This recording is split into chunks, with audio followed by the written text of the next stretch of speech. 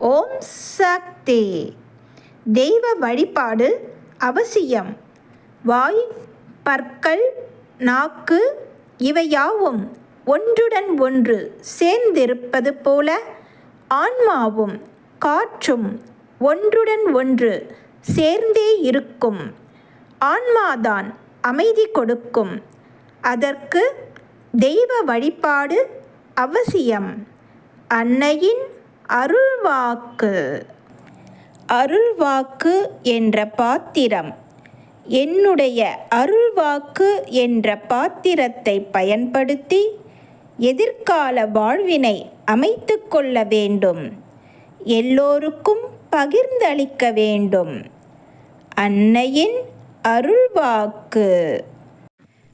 Please share and subscribe. Om Sakthi.